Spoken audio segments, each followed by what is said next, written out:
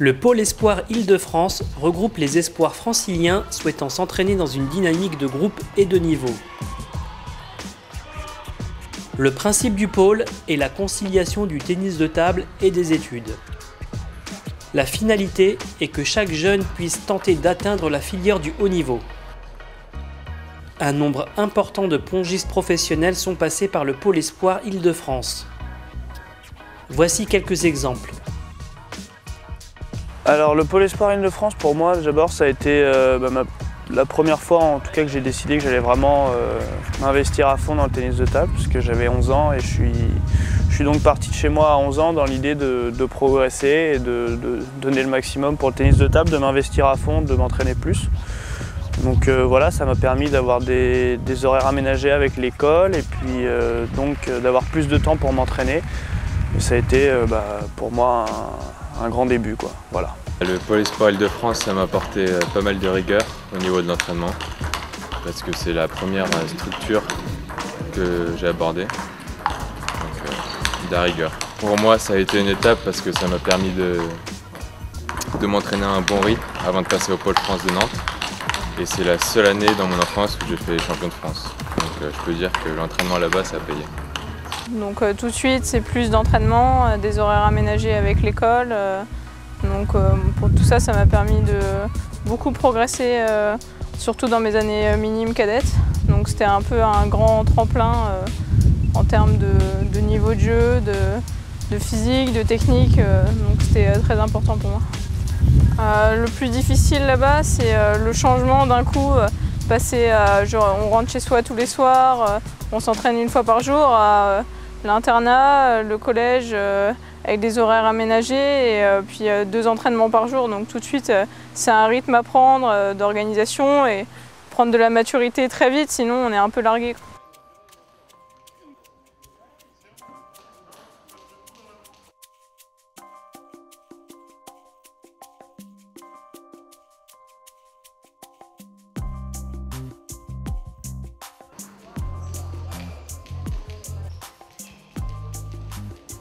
Quelle est l'importance d'un pôle espoir?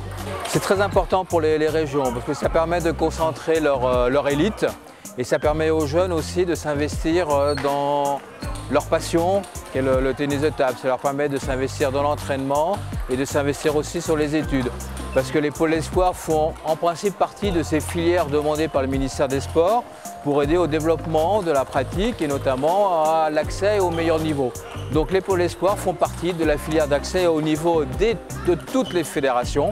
Et il est donc important que ces pôles espoirs puissent être sur toutes les régions et puissent drainer les plus passionnés, les plus motivés, peut-être pas les plus talentueux, mais les plus travailleurs vers le haut niveau. Ça participe à l'augmentation du niveau de base, ça crée une dynamique au sein des régions et ça permet aux jeunes de vivre une belle aventure qui est celle de tenter d'accéder au meilleur niveau possible. Dans le groupe actuel, plusieurs jeunes ont déjà été médaillés aux compétitions nationales.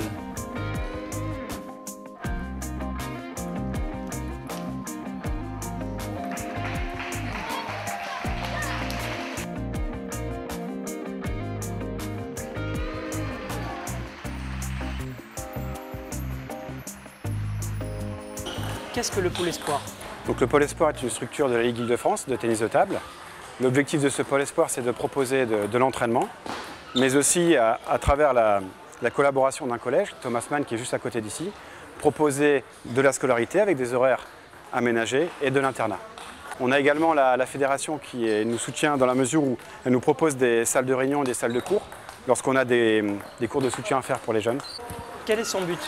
Donc le but, c'est de proposer un certain nombre d'heures d'entraînement, donc un gros volume pour pouvoir participer à la progression du joueur.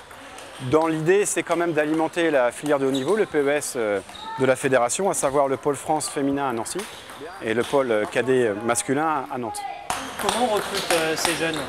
Qu'on postule déjà chaque année pour réintégrer l'année suivante. Donc les personnes ici présentes sont là pour 1 an ou plus, mais au bout de quelques mois, il faut repostuler, puisque c'est quand même un projet familial et du joueur, donc c'est une volonté de leur part. Et sinon, quand on vient d'extérieur, on a un dossier à faire de recrutement qui est aux alentours de février-mars. Est-ce que n'importe quel joueur peut intégrer la structure? Donc non, bien évidemment, on regarde les résultats. Certains joueurs sont identifiés et on essaye aussi, ce que je vous disais tout à l'heure, de regarder un peu les très bons profils sur le groupe détection. Donc l'idée, c'est de renouveler. Et là, pour l'instant, la Ligue a souhaité repartir sur une politique de rajeunissement de l'effectif. Donc on était 13 l'année dernière, 13 cette année, mais on peut imaginer que dans les années à venir, on soit 3, 4, 5, 6 de plus, puisqu'il y a quand même une densité de très bons joueurs, très bonnes joueuses dans l'Île-de-France. Et toujours, comme sur l'exercice d'avant, de bien se dégager en pivot. On garde le même écart de coude tout le temps, ici et ici. Donc revers, pivot, milieu. Revers, pivot, plein coup droit. D'accord? Ensuite, on revient en revers. Je pivote. Et Vonny, soit tu écartes tout de suite, soit tu doubles et t'écartes, soit tu triples et t'écartes. C'est-à-dire que quand j'ai pivoté, on peut soit écarter tout de suite, soit écarter sur la suivante, soit sur celle d'après encore. Donc on essaie d'être toujours en mouvement, ça marche. Gaucher, droitier, vous faites à partir du bloc coup droit. Et c'est pas ce que j'ai vu. Bien, encore. C'est trop gentil en coup droit, Ethan. Recule pas, Clément. Reste à la table. C'est toi qui dirige. T'as pas besoin de reculer comme ça. En plus, il va jouer certainement doucement. Bien, Ethan. Allez, toujours en mouvement. Pourquoi es-tu rentré au Pôle Espoir? Parce que du coup je pouvais rivaliser avec les meilleurs. Parce que je ne m'entraînais pas énormément à mon club et là j'aurai l'occasion de m'entraîner plein de fois. Et ton objectif, c'est quoi dans le ping? Après c'est voilà quoi. C'est de faire gravir les échelons, les grandes compétitions, championnats de France. Après voilà. Mais je pense, dans 2 ans, j'espère gagner le championnat de France. Mon objectif au tennis de table est de faire championne de France en simple et en double et de faire un podium au championnat d'Europe, si je peux. Seulement catégorie jeune, tu parles? Oui, plus tard et en aussi. Senior? J'ai le temps, mais ouais, c'est possible. Est-ce qu'on y pense déjà au senior? On se dirait, tiens, j'aimerais bien faire une médaille ou quelque chose, un championnat? Bon, pas trop. Je pense plus à mes catégories pour l'instant. Ça se passe bien à l'internat. Du coup, ça permet de créer des liens plus...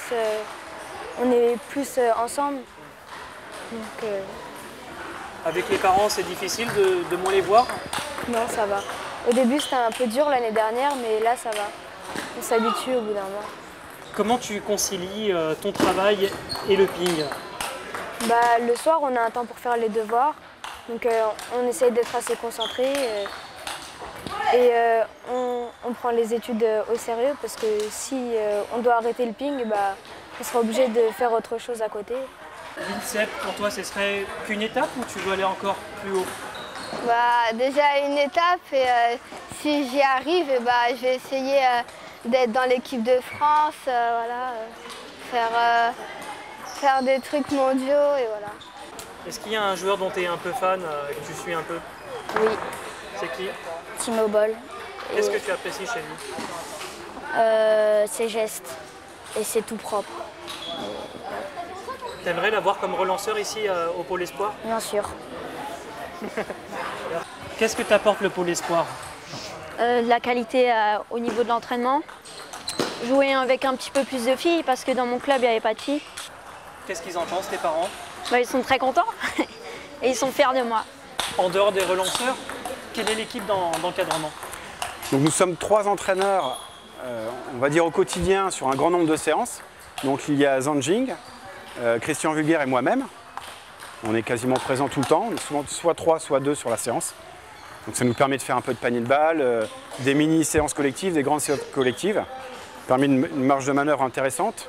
On a aussi un préparateur physique, Virgile Gandon, qui intervient 3 fois par semaine. Et on a, on va dire, 2 intervenants ponctuels, à savoir Étienne Guichert, cadre technique fédéral, qui intervient tous les mardis, et Nicolas Greiner, entraîneur du Bourget et qui fait partie de l'équipe technique de la Ligue, qui intervient aussi ponctuellement. Est-ce que l'objectif final, c'est vraiment qu'ils atteignent le haut niveau?